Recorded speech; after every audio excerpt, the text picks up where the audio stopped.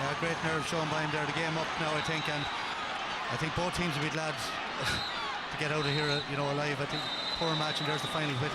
Very poor second half, and I think, at the end of the day, maybe did either team deserve to win? I don't think so.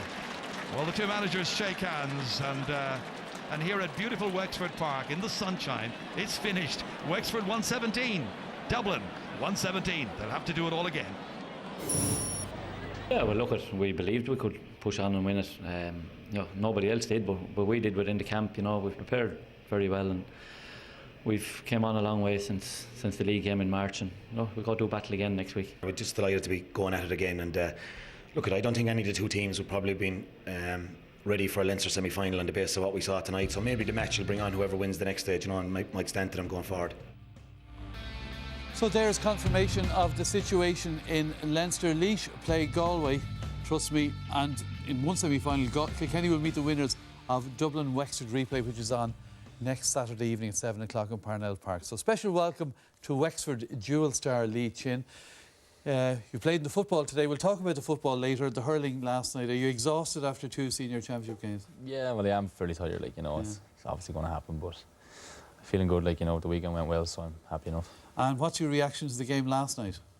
I suppose we're disappointed in a way, but also happy. We were disappointed to come away with a draw, and we knew we kind of had them on the back foot, and we kind of let the game slip. We came away with a draw, but look, we didn't lose. It's a big turnaround from the league, when we get met by 16 points, Yeah. So.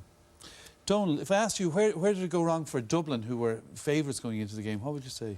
Yeah, I think, Dublin would probably be disappointed. Like you said, they were favourites going into the game, and they would have fancied themselves to come out with a result. I think, there was a serious lack of positivity about both the Dublin performance. We're going to look at some of the forwards taking on the ball here later on, and I think that, even if you also look at their central men, if you look at, during the National League, you didn't have Conal Keaney playing at centre-back, you didn't have Peter Kelly playing at full-back, and then when it comes to championship, that's where they're playing, and I think that, your key men need to be settled going into a championship game, and even though they were favourites, still going down to Wexford to play against Wexford in the Senior Hurling Championship isn't going to be a walkover. All right, illustrate what you mean about the Dublin forwards. Yeah, it's not I think we're going to look at it here now, and it's probably not pretty viewing for the Dublin forwards, but it was an incredible amount of not taking on the ball. In hurling, you need to be prepared to break the half-forward line. But Dublin seemed to be happy with coming back out the field. I know you could say there's a lot of Wexford players around the place, but they didn't seem to want to take it on. Here's another example, and they're on the back foot, and when you're striking from being on the back foot, you're in big pressure, in big trouble.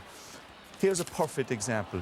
Like you said, you've got all the Wexford defenders up behind. You're breaking that half-forward line. That's a critical line in the game of hurling. And when you do break it, I always think you should probe and look for a goal.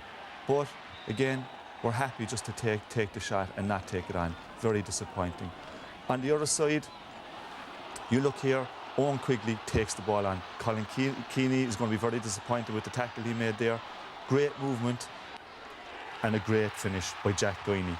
But the key thing there was that Owen Quigley was happy to take on the ball. Yeah. If you look here at the end, Shooty takes it on, and there's a very good finish from Eamon Dillon. Yeah. But when you do break the half-forward line, you need to be positive and to take it on. And for some reason, the Dublin forwards last night kept on turning around, and they weren't even, they took it, when they were taking it into contact, they weren't really taking it into contact. The first tap, right, and they were turning back around. On that goal, by the way, at the end, Mark Shute dropped the hurley. Was there complaints in the Wexford dressing room afterwards, Lee? No, not really. I only seen it myself when I got home and analysed it myself. I didn't. There was so many bodies around there. I didn't notice it. I presume, you can't blame the ref. I don't think he's seen it either. So he did drop the hurley, I suppose he did. And sure. Yeah, should we credit the Wexford defence though in Donald's point? That. Yeah, well, Donald's there. It means breaking the half back line. That's what I mean. Go take the tackle, take the no pain, no gain, and then drive on. But Wexford had a lot of bodies back, and going down there last night,